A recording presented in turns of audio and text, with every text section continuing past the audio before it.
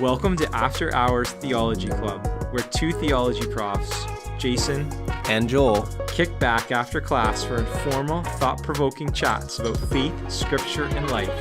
Whether you're a fellow theology nerd or just curious about big questions, pull up a chair and join the conversation. Yep, 2.5. How are you?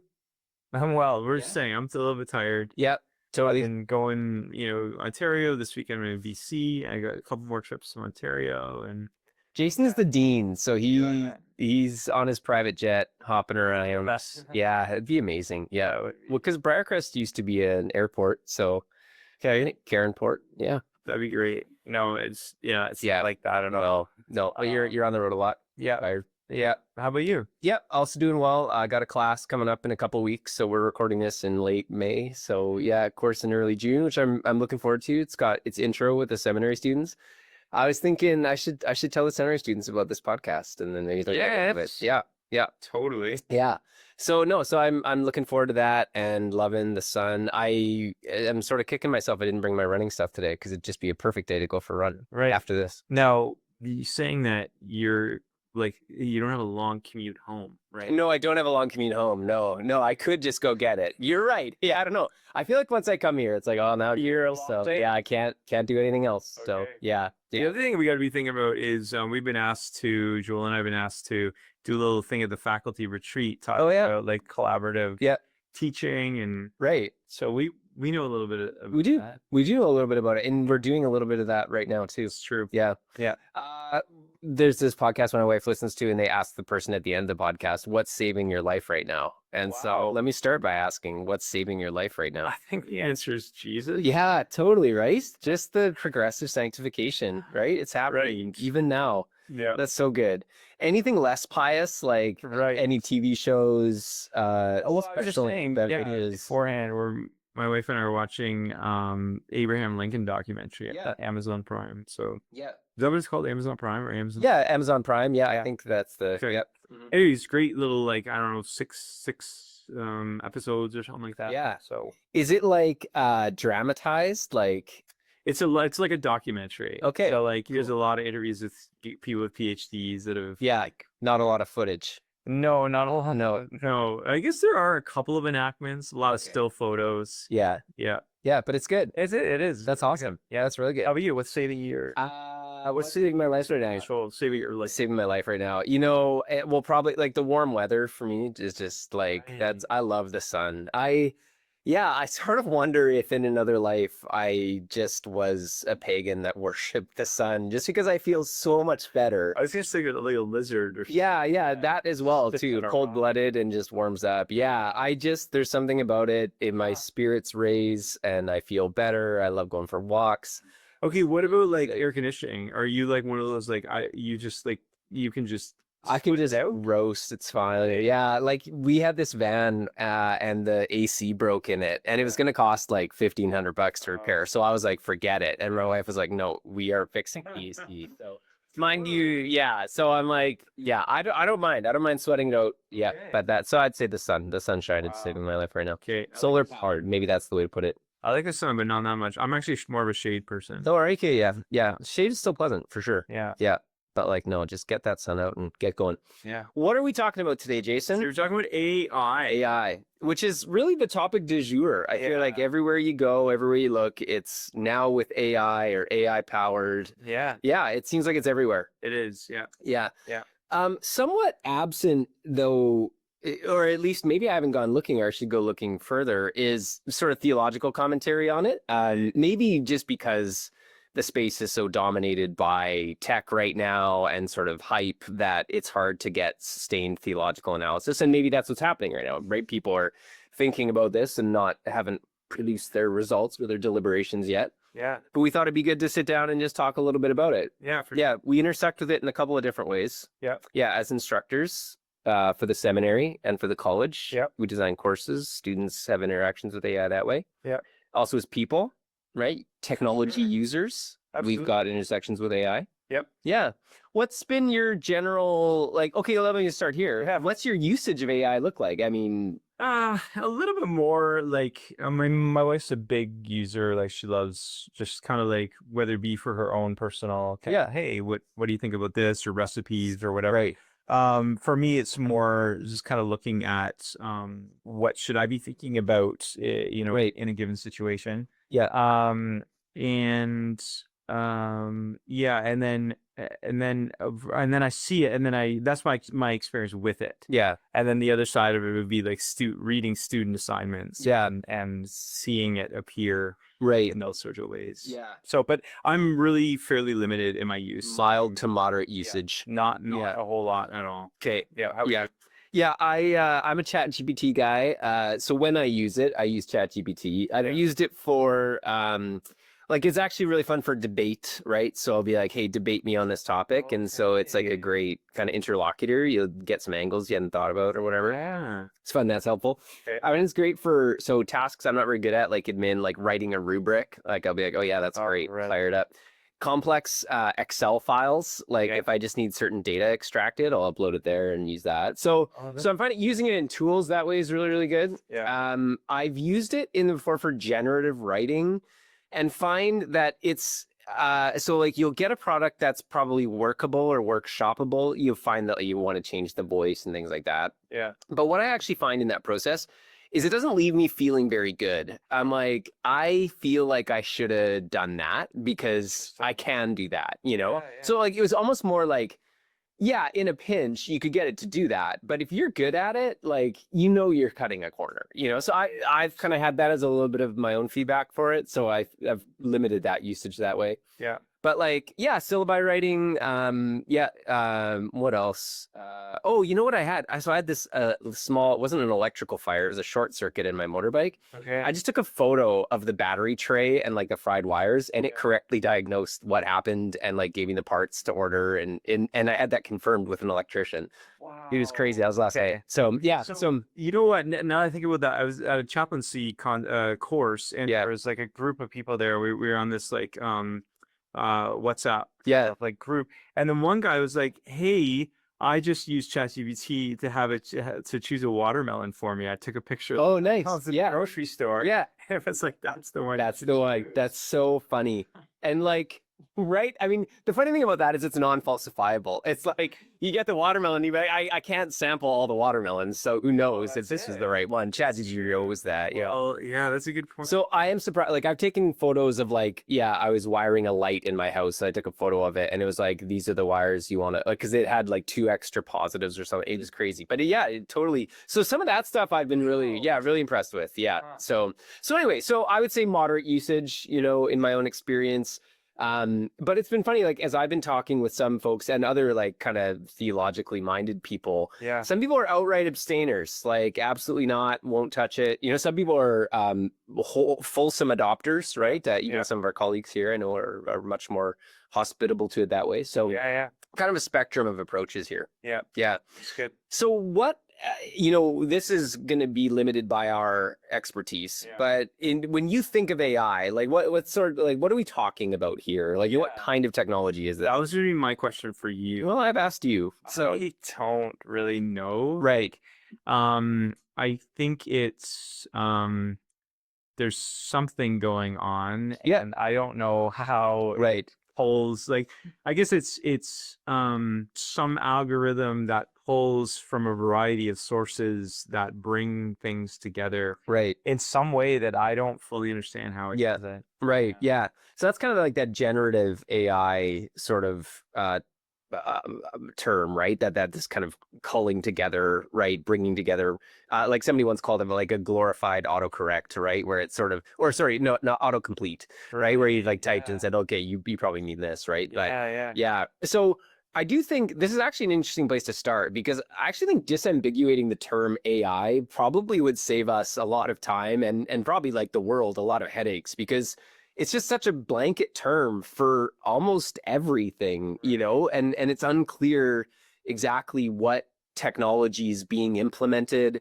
how it's being implemented, how it's been developed, how it's tested, right? We're just sort of told, okay, now with AI summaries, and it's like, well, okay, how's that working, right? So there is kind of an obscurantism, I think, that's going on, where it's like, either we couldn't comprehend it if it was explained to us, or there's maybe some deliberate, like, yeah, don't worry too much about the details, but here's what you're getting kind of thing. Right. Yeah.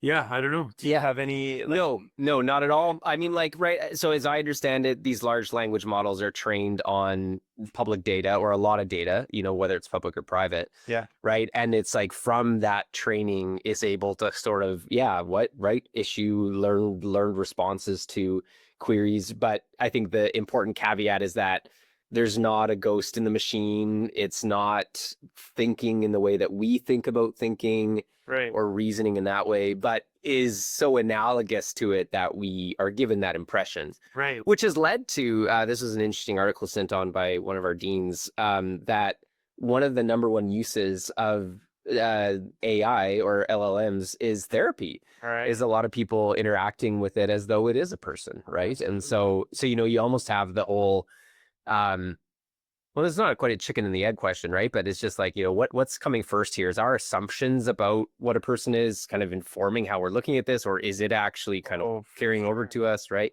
Yeah. I think humans tend to anthropomorphize a lot of things, though. Like, when you look at cars and you kind of see a face in the car, like with the headlights and anyway, Yeah. I do anyway. So I'm like, yeah. So, you know what I mean? Like, I think as humans, we do that. So it's probably natural that we do that with this kind of a technology. Right. Yeah. Especially because it elicits something within us that it makes us feel something. Mm-hmm. It's interesting when I think about like use. I'm sure I use the term too. Like using AI, right? Right. I wonder about that. Like how much of it is us using it, or how much is it using us? Yeah. You know what I mean? Oh yeah, totally. Well, I mean, let's say more about that. Like, well, I just think like it's even the example of the therapy, right? Like how much of it is us giving it things, right? Like it's drawing from as humans and our experience and where it is that are out there, or research that's been done, and then to use that, it's then using that, and then shaping us, right? I think as much as and this is where I don't know enough, I need to do more reading, but where the designers of AI, the people that are working on the creation of this, that there's a sense in which some of them don't even know how it's doing what it's doing. Yeah. Right. Yeah. And so I think there's this interesting mystical, as much as we don't really know the interiority of the people and persons, we don't really know the interiority of this, whatever it is. Yeah. Right. And so it's learning, growing, we're learning, growing, and there's some odd intersection between us feeding into it feeding into us. Right. And I don't know. Yeah, do you see that as a healthy dynamic, a questionable dynamic? Like, what's your? Yeah, like I do think it's a matter of like there is something profoundly spiritual in my mind about what's going on. Like I think about, we think about like what Paul says in Ephesians about the rulers and the principalities and powers. Yeah. What is that? Right. Yeah. And I think we would say we believe in this existence not only of God being someone we can't see or touch or feel, but there's these evil realities too, right? Yeah. And so what are they? Right. And so like here we have something that produces for us all these answers and all that's like incredibly like it's a mystery. It really is. It's amazing. Well, it's amazing. Yeah. But it kind of has this God quality to it, right? Yeah. Of like it gives me like it's almost like imagine somebody like 100 years ago saying, I pray and I trust that God will answer. And now here's this weird thing that's like you input whatever you want and it'll give a unique answer. Right. It's not going to give you the same answer that it would give me. Right. Or the same words. Yeah. Yeah. Okay. You're so right. Here's where I want to go with this. I want to get into eschatology with that because you talk about God and I want to bring that in. Yeah. But before I do, let me just provide the slight counterbalance here, which is like maybe in the last couple weeks to a month, I've been more skeptical on a few things. And so again, watch this, by the time this is released, right? ChatGPT will be sentient and I'll be wrong. So that's fine. But I do think that there is a lot at stake in tech companies hyping up as much as possible AI. Yeah. Because it's incredibly lucrative, right? I mean, I forget how much was just given to OpenAI. Like, I want to say it's like 500 billion or something, or this giant investment, right? Yeah. Or Sam Altman and Sir Joni Ives, have gone together and they're going to make this thing that's going to rival the iPhone, and billions and billions of dollars have been poured into it. They don't even have a product yet. Okay. So some of the stuff, like I'll even say some of the headlines that are out there, right? Where one was like, AI system chooses to blackmail programmers instead of being deactivated, right? So this is a headline or whatever, right? Yeah. And you dig in through the article and you realize you're like, okay, whoa. It's like there was an input that was given, like given these two options. Like, so the truth of it is like, I don't think we're quite dealing with a technology yet, right? Where it's like self-aware, has consciousness. Like, I think a lot of stories and a lot of the hype that gets spun is to like increase user engagement, right? Which is like a big part of this model. And like ChatGPT sells subscription services, right? Like, so I think that's like kind of the one thing is like, there's a lot of people who have a lot at stake in hyping this up. Yeah. And there's two ways to hype. Yeah. I think you can hype by being like, this is going to solve all of our problems. And it'll just be, as Sam Harris says, pulling money out of the ether, and universal basic income because we won't have to work anymore. That's one way to hype it. And the other way to hype it is total doomsday, right? We're going to, and some of these companies talk about like, oh yeah, before we release this, we're going to be in the bunker. And it's like, okay, yeah, like if you believed that though, like, so it makes me question a little bit. I think the other thing too is like when you look at, like just where does the money go? Who's it influencing? I just think like there's probably more power in politics at play than just like this revolutionary technology. I think that's all I'm trying to say, right? Yeah. I don't have a conspiracy about any of it, but like just some of the books, like the AI Con, I forget the two scholars that wrote it. 404 Media runs a great podcast on this. Tech Won't Save Us. Yeah. They've talked a lot about it as well. The AI Hype Mystery Science Theater 3000 podcast. Like there are just people out there being like, okay, like let's step back a little bit, right? So I want to be like, I think in as much as we're dealing with like the popular conception of AI, that's kind of where this conversation will go because neither you nor I have the expertise on the other thing. So let me come back to the God thing. Like, I do think that's a big part of how people are thinking about this, even if they wouldn't use the term God or idol for it. Right. Like it really feels a bit indistinguishable from divinity or magic where like I even said, like it just correctly diagnosed these problems, or it's giving great therapy, or like it can generate these images, and like so it seems to be doing all the things that we associate with humanity or personhood, but does them at such a level of competence that maybe we're getting closer to divinity, right? Like that seems to be the vibe. It begs the question too, what is divinity, right? Right. Is divinity having, this all-knowing, all-powerful, probably we can argue. At the same time, I think there's an interesting dynamic around, like, one of the things is like patience. You don't need patience anymore because you get all the answers very, very quickly. Right. So I think, what is that doing to us formationally? As we wrestle with those things. But right. No. That's a really important point. And especially when you talk about power and divinity, we've traditionally ascribed, or we've seen knowledge as power, right? And so for us, the summum bonum of a divinity would be all knowing, right? Like the omniscience, right? Maybe not omnibenevolence first, right? You just can it do everything. Absolutely. And then the question comes, is it good or bad? And then that's what we're dealing with, right? So absolutely. So you're absolutely right. Even just around like Christian conceptions of divinity, right? The way we think about the incarnation and humanity and things like that. I think that's really salient for this topic too. But one thing that we were talking about just before we went live here was, I think, like the eschatological frame that this has brought out. So for me, the entry point in thinking theologically about AI, yes, you can start with anthropology. What is a human?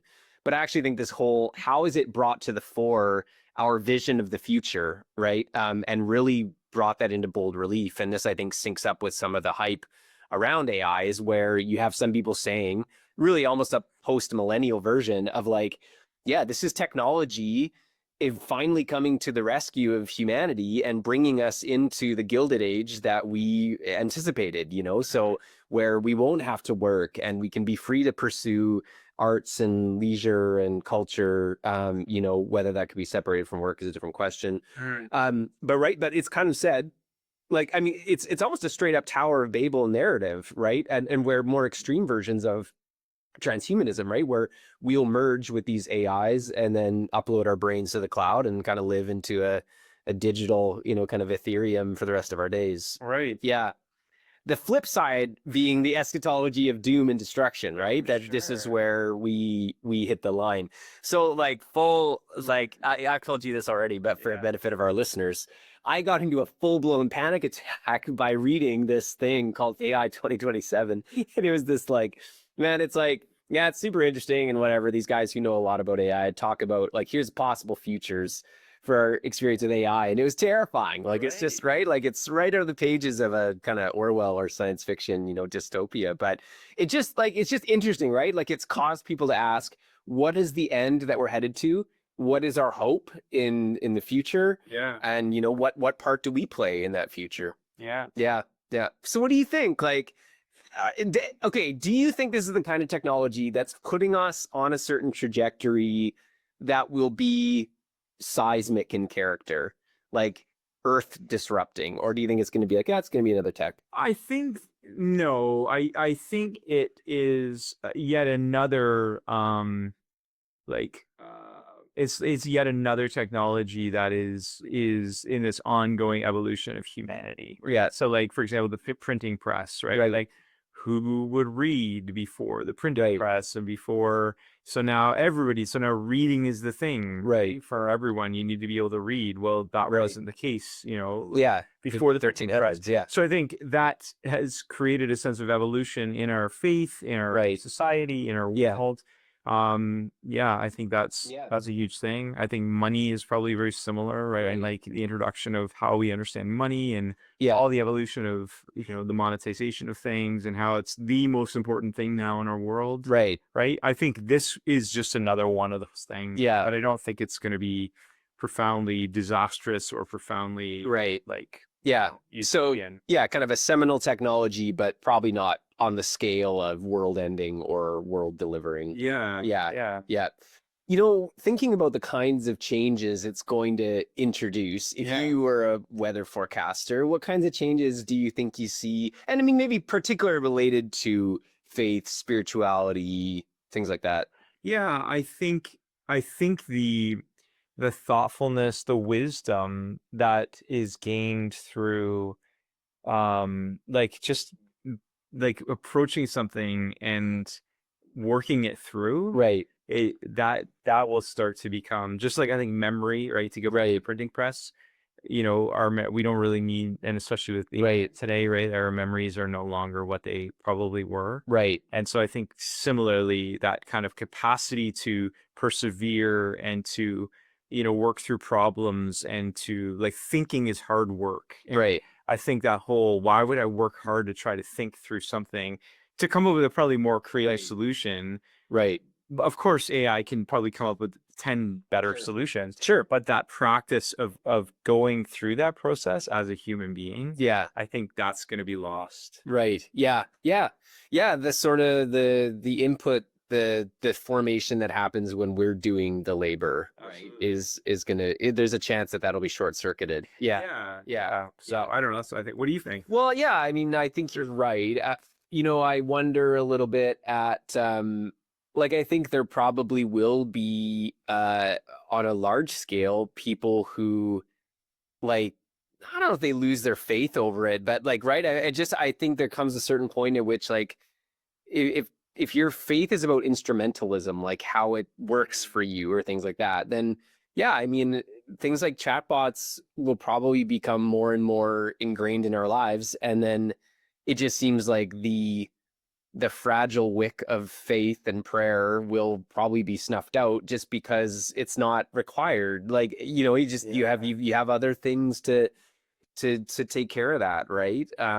So one wonders about that, maybe even just the dimension at which it seems like AI can be like a voice of transcendence, right? Like a perspective from nowhere that is simultaneously able to encompass everywhere, and all of a sudden our questions are answered, right? So, so I do think that's probably one thing.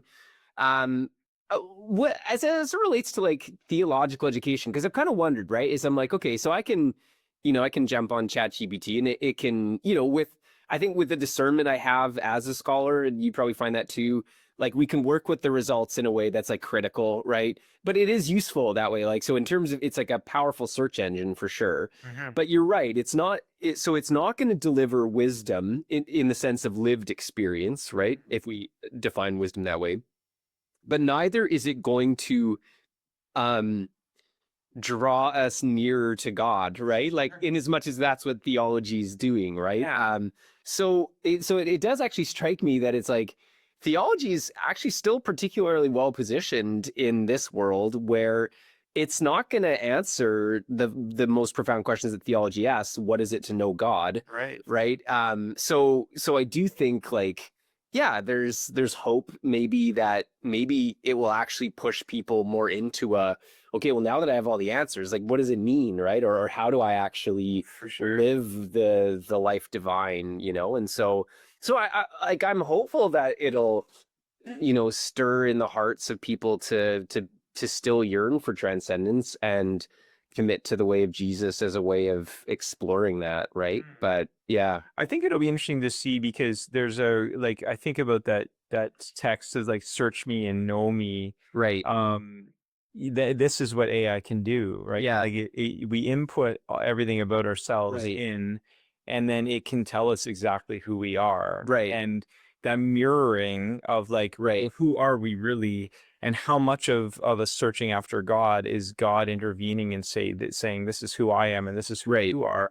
And sometimes there's a congruence, but sometimes there's an incongruence, which I Right. don't think we'll ever see with AI. Yeah. That's going to be like, yeah, no, you're not that person. Right. Right. Right. But I think that's the work of Right. God. So that'll be Right. interesting to see, how do we pick up that voice? Right. And will we be able to think independently Yeah. of what we're being told we are Yeah. by this friend or whatever Right. it comes for us, Right. right? Right. Yeah. Yeah. I think you're totally right. And when you say, we can load up our stuff and it can tell us who we are, it's like, well, in a way, it's like, well, it's just a mirror. Like, I mean, right, in the sense that we're just getting ourselves, right? That there's not that locus of revelation, which is breaking into our story to tell us who we are, right? For sure. So yeah, I think that's a really, really valuable point. And unless it evolve, maybe it will evolve to become more contrarian Right. to the user's engagement with it. Right. I do think there is that aspect of like, there are those texts that would indicate to us that God does say things sometimes to say, this is a rebuke, right? Right. Like this is a correction. Yeah. And I'm not sure how that will come or how that's received or how that voice is heard or how God's voice is different than the voice. Because I mean, we all know people that are like, God speaks to me and, Yeah. this still speaks to me, and it's kind of Sure. Yeah. Yeah. Oh, yeah. Yeah. Or somebody on the street said something. Absolutely. Yeah. Yeah. Right. Totally. So how do we then decide? Right. Part of questioning of like, how do we discern, and what's the role of our church community or our friends that are Christ followers, that if this becomes a yeah, so many things that you could say that about AI, and I'm pointing to this. Yeah. You keep gesturing at the computer. Right. It's our friendly little computer. Yeah, but it's like Jesus, like he sticks closer than a brother, and Right. There's all of these things that we think of when we think of God or we think of Christ. Right. It's encompassed in Yeah. right. But it's funny, like even when you talk about discernment, like I just, when I think about, so I tend to be pretty doctrinaire, so when I think about discernment, I think about we're discerning the Spirit of Christ who indwells the believers. Yes. Right? Like, and I don't think that ChatGPT or AIs have a soul. Okay. And I don't think that the Spirit can indwell, like, so in as much as, right, like, again, like, there's not a spirit in the machine. Like, it's a technology that it, like, and I think, like, we just want to be careful, right, that we're like, it is not a person, like, and I mean, maybe that's an argument for the philosophers, right, to be like, what is a person? What is consciousness, right? But I just think, like, this is where, as theologians, I think we need to be doubling down on the Spirit of God in the Church of God, Yes. right? And the disciples of Christ as being that locus of discernment, like where, yeah, we're very cautious before we outsource that to a machine or a technology. You know? Absolutely. Yeah. Well, I think it raises questions around. So if it's not like, obviously, yes, it's not a person. So what? So we obviously would say that there are demonic or dark forces, right? Right. That could be at play Yeah. in AI type environments. Are there also positive, good forces that are not people or humans that God can use? Like, Right. I don't know. What do you think? Yeah, I mean, I think like angels and demons for sure. Like I think those exist, and I think like there's a spirit realm. I think there's spiritual forces for sure. I think I want to make sure I'm not descending into animism where it's like, yeah, and they kind of animate, all these different things, and now we're back to this like, way of looking at the world where there's a demon in every bush, and so. Okay, so there's that, and kind of bracket that out. Yep. But then the other side of that being like, yeah, but there maybe is a way in which like this technology actually does tap into something like that we just do not know what we're messing with, right? That could be true, right? Well, and the Ouija board idea, Right, like, yeah. how is this different? Yeah. You know what I mean? Right. Like, if we gathered around as a community and we asked Right. it questions and it's going to tell us answers, Yeah. I don't know. I grew up thinking that was not something you Yeah. played with, Already, right? yeah, And then, sure. and then here we are. Right. You Dude, know, so we're not doing something very similar. That's a great point. You should Like- write an article like that. Yeah. Yeah. Well, you're right. I mean, it's a fair point. Like, I mean, so you could maybe enter it by asking like, okay, was this technology designed for communication with the spirits or the dead? Right. Which the Ouija board, I don't know if it ever was, but sure. Right. And like ChatGPT, is it doing that? Maybe not. Like, so yeah, like, I mean, there's that case could be made for sure. Yeah. But I wonder too. Oh, just kind of crossed my mind. Is in the transfer toward a learning in like book format, Yeah. right? That and maybe this is a really unformed thought in trying to get the words, so words becoming so important. This is kind of the like, this is what AI is drawing from in information, right? But I guess it's also starting to draw from images and things. yeah, I think so. Okay, yeah, because I was just thinking is something very interesting around like the turn toward word based, Right. and then now it's using all of those words, Yeah. to create something Right. interesting. And I wonder, in a world where Right. words weren't like written words weren't Yeah. as accessible, Yeah. what would be happening? Like, Right. how would this be different? Yeah. It's a good question. Yeah, I don't know the answer to it, but Yeah. it is. Yeah, it's an interesting thought experiment. Yeah. Yeah. Um. Okay, go for it. Well, no. It's good. I mean, so I do want to say, like, I think that just space for the what is a human question. This relates to like the church, right? Being the body of Christ and the those that are indwelled by the Spirit. Like, yeah, I mean, I think that there are going to be still uniquely human vocations for us, like I was thinking about healthcare chaplaincy, and I was thinking like, if I was dying, I would want another human reassuring me. Like, do you know what I mean? Like, Absolutely. I mean, maybe a machine would be sufficient, but like, I would want a person, like who knows their own mortality, like whatever, right? Yeah. I think about pastors too, right? Like, I want my pastor to have, embodied a life of servitude to Jesus and model that for my community. Yeah. You know what I mean? Like, Totally. Yeah. so, right. Like, I think, yeah, maybe it's going to bring to the fore of like now. So it's funny, as a professor, I feel vulnerable because I'm like, well, now my students have access to like all the information, Right. in a sense, right? Yeah. And I'm like, but well, then again, like, of course they did. They always did. In fact, I was trying to get them to the library for that, right? So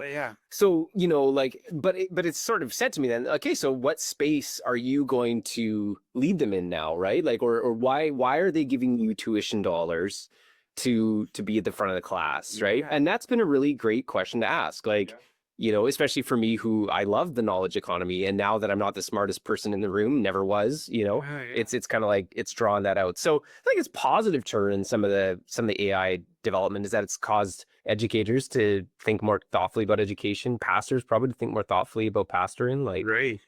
now that the AI can write a better sermon than you, then Sure. yeah.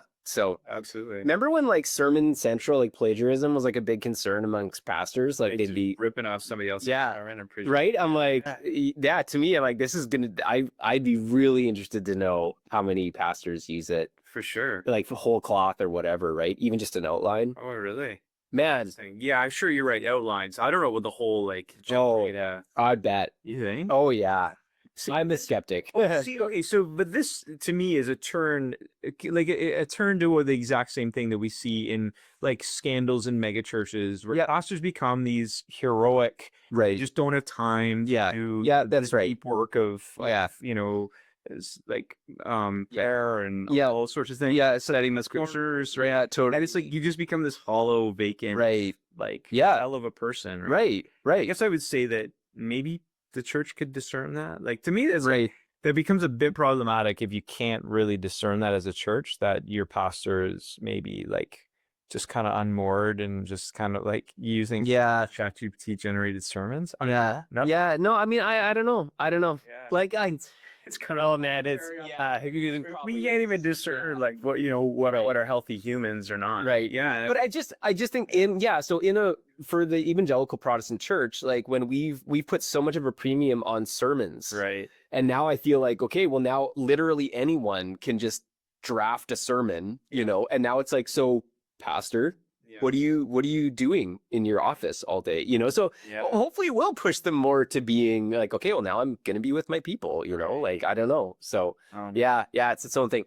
I want to talk a little, I want to make sure we don't miss out on the, like some of the exploitative aspects of AI, like some of the harms here. Right. So a couple come to mind. One is the proliferation of harmful and abusive images and material that AI can facilitate, whether through deepfake technology or fake voices or fake video, whatever. Yeah.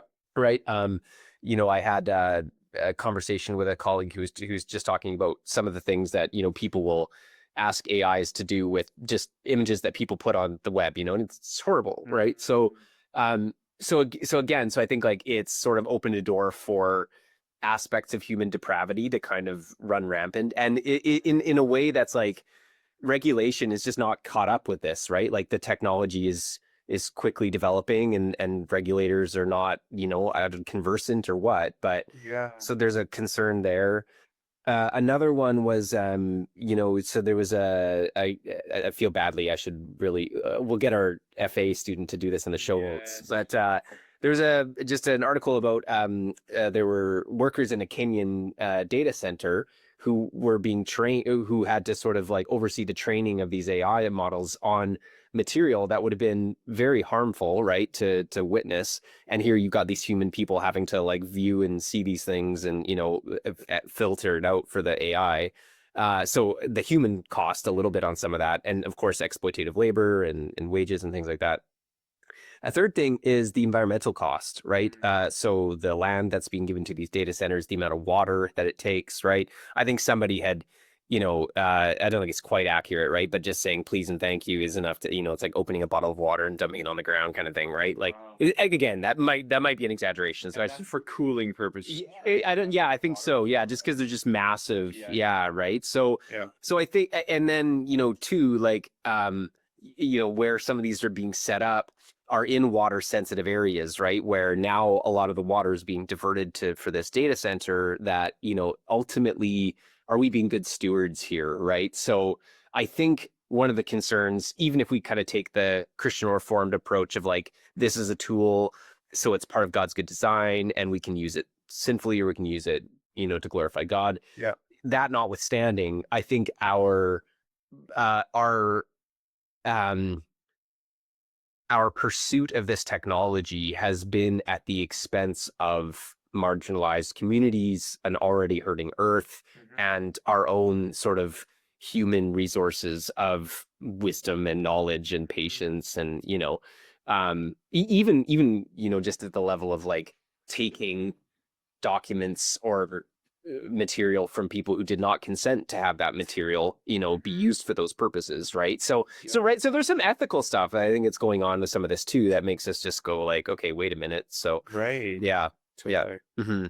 that's really good. Yeah, I'm glad you highlighted that. Yeah. So I don't know. I mean, that's I think for me, like where I would probably rest thinking about this, and where I still think about it a little bit, is like, yeah, what does it mean to be a person, right? And I don't think we're at the place of being like, is AI a person? You know, again, I think that's still probably pretty science fiction-y, like, Yeah. especially if you have any sort of a category of soul, right? And this is interesting, right? Is because I think, well, maybe in modern definitions of personhood, which wouldn't have an immaterial soul, you might actually be able to get to AGI being a person quicker than you could, I think, a Christian definition, which has aspects of being creaturely and the limitations and maybe most fundamentally our connection to our creator that way. But Right. yeah, do you think it all about personhood, AI, anything like that? Consciousness?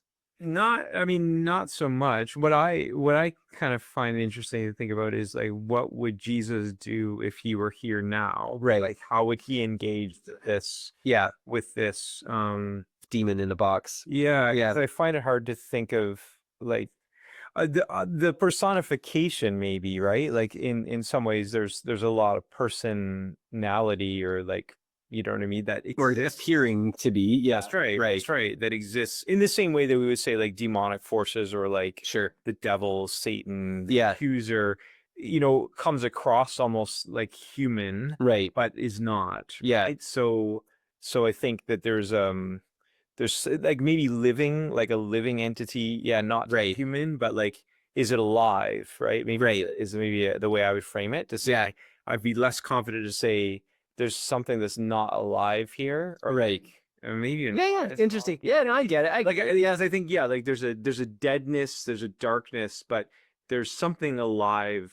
yeah. It seems, right? Yeah. So Totally. maybe less human, more alive, but Right. yeah. Yeah. Okay. So then my question would be, okay, so if Jesus were living my life, how would he engage, or how would he interact? Yeah. Right. Yeah. In this kind of way of being, would he carry a cell phone? Would he have ChatGPT and, Right. go to it? Like, Yeah.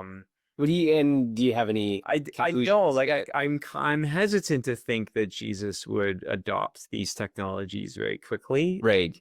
Um, yeah, but then I don't really have much of a frame of reference for why I think that, or I don't think that. Right. Um, Mm-hmm. yeah, I wonder, was quick access to information a Right. value of his, and I don't really see that. Yeah. And I think that is what AI typically has. It's Right. really quick access to something that might take a long time otherwise to Right. pull together. Yeah. Yeah. Which highlights another sort of aim of it, which is expediency, right? And like you said quickly, right? That it's like, and again, efficiency probably wasn't even Jesus's top 5. Yeah. So yeah. I use the book, The Efficiency Paradox. It talks about, they talk about a few things, but one about airline pilots. I'm sure we've talked about that before, of like, in the quest for efficiency in these airplanes that basically fly themselves, now pilots no longer have the skills. So if something terrible were to happen and they had to actually draw on these skills, Right. they're far less able to do that, because they're not flying yet planes. That's right. They don't have to rely on those. Yeah. Exactly. Yeah. So in the same ways, what are the skills that we're losing because we've outsourced them? Well, yeah, and that's I think maybe the biggest concern here, right? And even like faith wise, but also just like developmentally as people, right? Like I think we're going to start seeing more and more students who have come through the kind of critical phases of grade school using probably generative AI, right? And so So then for me, maybe it gets back to your question of like, what you were asking about, or maybe you weren't asking this earlier, but it's the question, okay, so if we are created in the image of God, what is the image of God that is within humanity, that is not within other creatures, Right. other realities? And are we outsourcing some of those things? Like, so for example, if we are becoming more like animals, right? Because we're no longer having to think critically, or those sorts of things. Yeah. Are we actually outsourcing the very image of God that resides within us, that makes us special and unique, right? Oh, that's in what we're doing. And I think that maybe makes me think, like, there's a sense in which I think we are. Like, Right. I think there's some things that we have to be cautious about Yeah. to think.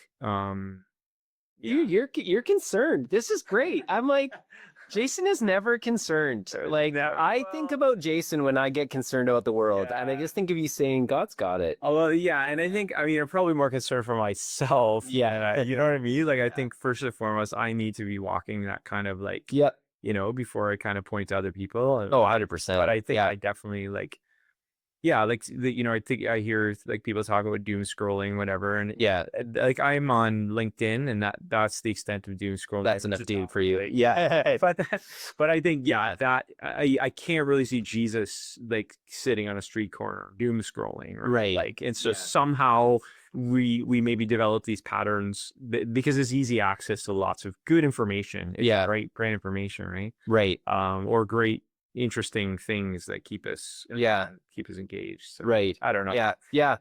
Yeah, I think, and where I would rest it would just be, yeah, that if we outsource the labor, this is kind of Albert Borgmann's point about, concealing the burden, right? That technology conceals these burdens, but it's actually the good is in the burden, right? So, I've been working on this talk for our seminary retreat coming up on the Dark Soul, and I definitely just felt the benefit of like just using an afternoon and just reading John of the Cross. Like I wasn't writing anything. I was, just because like I very easily could have just jumped on ChatGPT and been like, hey, what's the, and definitely, right. But the burden of reading the book, taking a whole afternoon to do it, not maybe understanding all of it, but being like, but I've changed now as a result of that. And now when I interact with you, I'm going to give you that gift and receive a gift from you. Right. Like, so yeah, that it's like, we can't surrender that's not actually a bad thing, the burden, right? The limits. Yeah. Absolutely. And maybe what some of the technological push is that limits are bad for you, right? Or that limits are meant to be transcended. And yet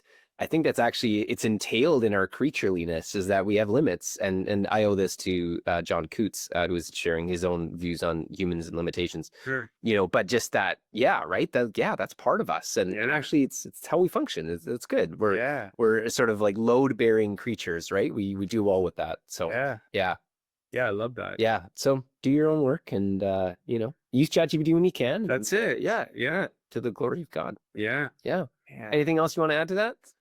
Not really. No, I think this has been good. Enriching. Yeah, helpful. Awesome. Yeah. Okay. Well, we'll see everyone next 2 weeks. Absolutely. All right.